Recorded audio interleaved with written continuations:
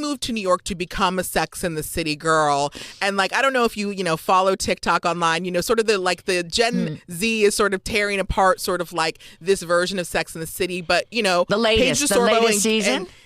Well, no, just like the older seasons, they're saying like those aren't real, like they're toxic women or they're in toxic relationships. But like the new sort of like the Giggy Squad, they're calling them sort of like the new Sex and the City. Like, do you think that it still applies, like this version of Sex and the City, or do you think there's a new version of the Sex and the City girl, the New York woman? I think there's always going to be a version of the Sex and the City woman because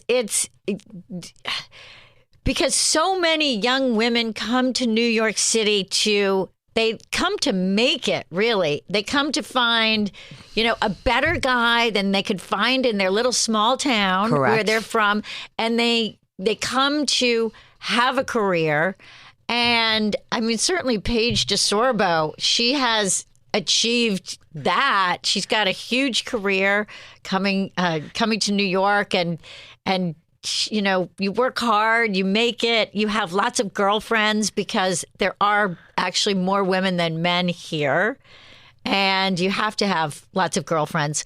So I think there's always going to be a version. I also think the women today, like they're so fiercely independent and they make their own money that like almost like the new version of the Sex and the City woman, she could actually be the big. Like I'm now more worried about them having sugar babies, guys who are looking for sugar mamas. I feel like that happens more now because women literally, especially like in the influencer world, they're making more money. They're the breadwinners. Again, they're the Paige DeSorbos of the world that are selling out Radio City Music Hall. So it's almost like they become the Mrs. Big. Well, it's so interesting that you say that because I have been telling women since 1996 to be your own Mr. Big. I know.